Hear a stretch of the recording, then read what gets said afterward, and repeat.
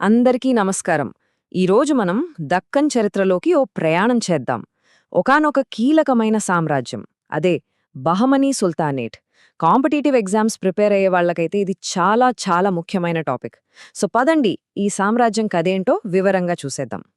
సరే, ఈరోజు మనం ఏమేం చూడబోతున్నామంటే, ముందుగా ఈ సుల్తానేట్ అసలు ఎలా మొదలైంది, దక్కన్లో దాని పునాదులెలా పడ్డాయో చూద్దాం. ఆ తర్వాత వాళ్ల విస్తరణ, వాళ్లు చేసిన యుద్ధాలు, ముఖ్యంగా వాళ్ల శత్రువులతో జరిగిన పోరాటాల గురించి తెలుసుకుందాం. అండ్ దెన్ మొహమ్మద్ గవాన్ అనే ఒక అద్భుతమైన వ్యక్తి గురించి, అతని స్వర్ణ యుగం గురించి మాట్లాడతాం. వాళ్ల కళ, సంస్కృతి ఎలా ఉండేదో చూసి, చివరిగా ఇంత గొప్ప సామ్రాజ్యం ఎందుకు పతనమైంది, దాని వారసత్వమేంటి అన్న విషయాలతో ముగిద్దాం. పరీక్షల కోసం కావలసిన ప్రతి పాయింట్ని కవర్ చేద్దాం. రైట్, ఇక మన కథలోకి వెళ్తే మనం టైం ట్రావెల్ చేసి 14వ శతాబ్దానికి వెళ్ళాలి. ఆ టైంలో నార్త్ ఇండియాలో ఢిల్లీ సుల్తానుల రాజ్యం ఉండేది కదా. అందులో తుగ్లక్ వంశం పరిపాలిస్తోంది. కాని వాళ్ల పట్టు సడుల్తోంది, రాజ్యం బలహీనపడుతోంది. సరిగ్గా ఇదే అదనుగా ఈ రాజకీయ అస్థిరతనే అవకాశంగా తీసుకుని దక్కన్లో ఓ కొత్త శక్తి పురుడు పోసుకుంది. ఆ కొత్త రాజ్య స్థాపకుడే అలాఉద్దీన్ హసన్ బెహ్మెన్ షహా. ఇతనికి ఇంకో పేరు కూడా ఉంది, అదే జఫర్ ఖాన్. అది కూడా ఇంపార్టెంట్. అయితే ఇతను చేసిందేంటంటే, క్రీస్తు శకం 1347లో ఢిల్లీ సుల్తానుల నుంచి స్వాతంత్ర్యం ప్రకటించుకున్నాడు. చూడండి, ఇక్కడ రెండు విషయాలు చాలా ముఖ్యం. ఒకటి, ఈ వ్యవస్థాపకుడు పేరు అలాఉద్దీన్ బెహ్మెన్ షా. రెండు, స్థాపించిన సంవత్సరం 1347. ఎగ్జామ్స్లో పదే పదే అడుగుతుంటారు, సో నోట్ చేసుకోండి. ఓకే, ఈ టైంలైన్ చూస్తే మనకు వాళ్ల ప్రారంభ సంవత్సరాల గురించి ఒక క్లియర్ పిక్చర్ వస్తుంది.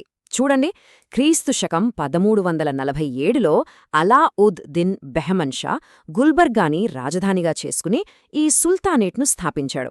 ఇది మొదటి పాయింట్. కొన్నాళ్ల తర్వాత, అంటే క్రీస్తు శకం 1425లో మొదటి అహ్మద్ షా ఏం చేశాడంటే, రాజధానిని గుల్బర్గా నుంచి బీదర్కి మార్చాడు. సో బెహమనీలకు రెండు రాజధానులున్నాయి, మొదట గుల్బర్గా, తర్వాత బీదర్.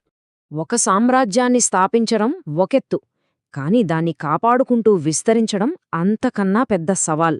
బహ్మనీ సుల్తానేట్ కథ కూడా అంతే.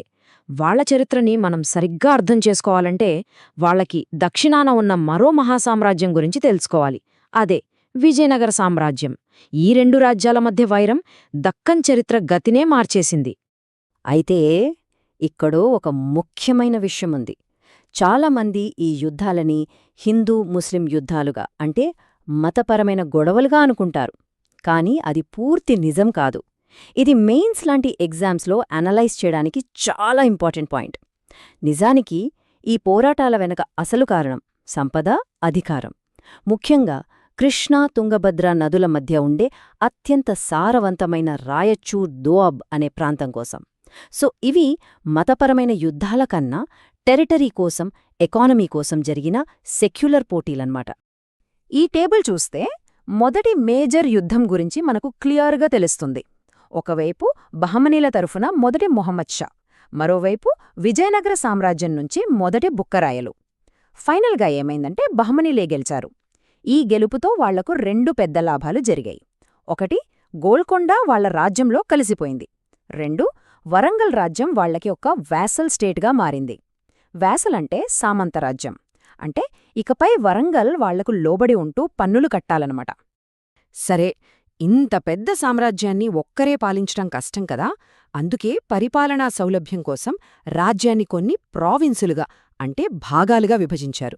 ఈ పరిపాలనా విభాగాలని తరఫ్ అని పిలిచేవాళ్లు. బహమనీల అడ్మినిస్ట్రేషన్ గురించి చదివేటప్పుడు ఈ తరఫ్ అనే పదం చాలా ముఖ్యం. ప్రతి సామ్రాజ్య చరిత్రలో ఒక స్వర్ణయుగం ఉంటుంది. బహమనీల విషయంలో ఆ స్వర్ణయుగం ఒక సుల్తాన్ వల్ల రాలేదు. ఆశ్చర్యంగా ఒక అత్యంత ప్రతిభావంతుడైన ప్రధానమంత్రి వల్ల వచ్చింది. అతని మార్గదర్శకత్వంలోనే సుల్తానేట్ తన అత్యున్నత స్థాయికి చేరుకుంది. ఆయనే మహమూద్ గవాన్. ఇంట్రెస్టింగ్ విషయమేంటంటే, ఈయన అసలొక పర్షియన్ వ్యాపారి. వ్యాపారం కోసం దక్కన్కి వచ్చి తన తెలివితేటలతో, తన ప్రతిభతో ఏకంగా వజీర్, అంటే ప్రధానమంత్రి స్థాయికి ఎదిగాడు. సుల్తానతనికి ఖ్వాజూ-ఈ-జహాన్ అనే బిరుదు కూడా ఇచ్చాడు. ఆయన ప్రవేశపెట్టిన సంస్కరణలు, ముఖ్యంగా అడ్మినిస్ట్రేషన్లో, మిలిటరీలో చేసిన మార్పులే బహమనీ సుల్తానేట్కి పీక్ స్టేజ్ని తీసుకొచ్చాయి. అసలు గవాన్ కాలాన్ని గోల్డెన్ ఏజ్ అని ఎందుకంటారో ఈ పాయింట్స్ చూస్తే అర్థమవుతుంది. అడ్మినిస్ట్రేషన్ ఈజీగా ఉండటానికి అంతకుముందున్న 4 తరఫ్లను ఒక్కోదాన్ని 8గా విభజించాడు. ఎడ్యుకేషన్కి చాలా ఇంపార్టెన్స్ ఇచ్చాడు. అందుకే 1472లో బీదర్లో ఒక పెద్ద మద్రసాని అంటే ఒక కాలేజీని కట్టించాడు. అన్నింటికన్నా ముఖ్యమైనది గన్ పౌడర్ వాడకాన్ని ప్రవేశపెట్టాడు. ఇది యుద్ధాల్లో బహమనీలకు ఒక మేజర్ అడ్వాంటేజ్ ఇచ్చింది. అంతేకాదు, ట్రేడ్ని డెవలప్ చేశాడు, కరప్షన్ని తగ్గించటానికి చర్యలు తీసుకున్నాడు. ఓవరాల్గా ఒక కంప్లీట్ రీఫార్మర్ అన్నమాట. యుద్ధాలు, పరిపాలన ఒక ఎత్తైతే బహమనీలు దక్కన్కిచ్చిన సాంస్కృతిక వారసత్వం మరో ఎత్తు. వాళ్లు కేవలం సామ్రాజ్యాన్ని మాత్రమే కాదు, దక్కన్లో ఓ సరికొత్త ప్రత్యేకమైన కల్చర్ని కూడా సృష్టించారు. దీనికి బెస్ట్ ఎగ్జాంపుల్ వాళ్ల ఆర్కిటెక్చర్, అంటే వాళ్ల వాస్తుశిల్పం. అది ఏ ఒక్క శైలిలోనూ ఉండదు. అందులో పర్షియా నుంచి తెచ్చుకున్న స్టైల్స్ ఉంటాయి, ఉత్తర భారతదేశంలోని ఇండో ఇస్లామిక్ స్టైల్స్ ఉంటాయి, అలానే స్థానిక దక్కన్ శైలులు కూడా కనిపిస్తాయి. ఈ మూడింటిని కలిపి ఒక యూనిక్ బ్లెండ్ని క్రియేట్ చేశారు. ఓకే, వాళ్ల కట్టడాల్లో కొన్ని స్పెషల్ ఫీచర్స్ చూద్దాం. పర్షియన్ స్టైల్లో ఉండే పెద్ద పెద్ద గుమ్మటాలు, కోణాకార కమానులు ఇవి చాలా కామన్. అలాగే వాళ్ల బిల్డింగ్స్పై మెరిసే నీలిరంగు టైల్స్ వాడకం కూడా ఒక ప్రత్యేకత. ఇంకా చెప్పాలంటే స్థానికంగా దొరికే నల్ల బసాల్ట్ రాయిని వాడటం వల్ల వాళ్ల కట్టడాలకు ఒక డార్క్, గంభీరమైన లుక్ వస్తుంది. గుల్బర్గాలోని జామీ మసీద్ గాని లేదా బీదర్లోని మహమూద్ గవాన్ మద్రసా గాని చూస్తే ఈ లక్షణాలన్నీ మనకు స్పష్టంగా కనిపిస్తాయి. ఈ కల్చరల్ ఫ్యూజన్ అంటే ఈ సాంస్కృతిక సమ్మేళనం అనేది కేవలం బిల్డింగ్స్కే పరిమితం కాలేదు, వాళ్ల భాషలో కూడా మనకు కనిపిస్తుంది. ఆ సమయంలోనే దక్కనీ ఉర్దూ అనే ఓ కొత్త డైలెక్ట్ అంటే మాండలికం ఫేమస్ అయ్యింది. ఇది పర్షియన్, అరబిక్ ఇంకా ఇక్కడ లోకల్ లాంగ్వేజెస్ అన్నీ కలగలిపి పుట్టిన భాషన్మాట. ఇది వాళ్ల మిక్స్డ్ కల్చర్కి ఒక పర్ఫెక్ట్ ఎగ్జాంపుల్. అయితే ఏ కథలోనైనా ఎత్తుపల్లాలు ఉంటాయి. ఇంతటి స్వర్ణయుగాన్ని చూసిన బహమనీ సామ్రాజ్యం కూడా ఎక్కువ కాలం నిలవలేకపోయింది. బయటి శత్రువులకన్నా లోపల పుట్టిన కలహాలే ఆ సామ్రాజ్యాన్ని ముక్కల్చేశాయి. మరి ఆ అంతర్గత కలహాలేంటి? అదే ఈ అఫాకీలు వర్సెస్ దక్కనీలు గొడవ. సింపుల్గా చెప్పాలంటే రాజదర్బార్లో 2 గ్రూపులుండేవి. అఫాకీలు అంటే పర్షియా, టర్కీ లాంటి విదేశాల్నుంచి వచ్చి పెద్ద పదవుల్లో సెటిలైనవాళ్లు. ఇక దక్కనీలో అంటే స్థానికంగా ఉన్నవాళ్లు లేదా చాలా కాలం క్రితమే వచ్చి ఇక్కడే స్థిరపడినవాళ్లు. ఈ 2 వర్గాల మధ్య అధికారం కోసం జరిగిన పోరే సుల్తానేట్ని చాలా బలహీనపరిచింది. ఈ గ్రూపు రాజకీయాల వల్ల జరిగిన అతిపెద్ద నష్టం మహమూద్ గవాన్ హత్య. అతను అఫాకీ వర్గానికి చెందినవాడు కావడంతో దక్కనీ వర్గం వాళ్లు అతనిపై కుట్రపన్నారు. సుల్తాన్కి అతనిపై లేనిపోనివి చెప్పి చివరికి 1482లో అతనికి మరణశిక్ష పడేలా చేశారు. ఇది ఒక చారిత్రక తప్పిదం. గవాన్ మరణంతో సామ్రాజ్యాన్ని ఒక్కతాటిపై నడిపించే చివరి వ్యక్తి కూడా లేకుండా పోయాడు. ఇక అక్కడినుంచి బహమనీ సామ్రాజ్య పతనం వేగవంతమైంది. ఫైనల్గా 1518 వచ్చేసరికి ఆ మహమ్మద్ గవాన్ కష్టపడి కట్టిన బహమనీ సామ్రాజ్యం 5 చిన్న స్వతంత్ర రాజ్యాలుగా విడిపోయింది. అవే అహ్మద్నగర్, బీజాపూర్, బేరార్, గోల్కొండ మరియు బీదర్. వీటినే మనం కలిపి దక్కన్ సుల్తానేట్లు అని పిలుస్తాం.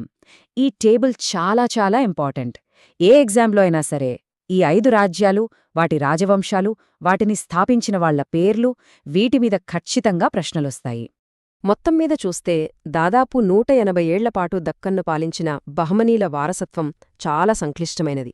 ఒకవైపు చూస్తే ఒక అద్భుతమైన మిశ్రమ సంస్కృతి, కళ, వాస్తుశిల్పం. మరోవైపు చూస్తే నిరంతర యుద్ధాలు, అంతర్గత కలహాలు. సో వాళ్ళ 180 ఏళ్ల పాలనను మనం ఎలా చూడాలి? కేవలం యుద్ధాలు చేసినవాళ్లుగానా, లేక దక్కన్లో ఒక కొత్త కల్చర్కి పునాది వేసినవాళ్లుగానా? ఇది ఆలోచించాల్సిన విషయం. ఏది ఏమైనా దక్షిణ భారతదేశ చరిత్రలో వాళ్లు వేసిన ముద్రమాత్రం చెరుగుపోనిది.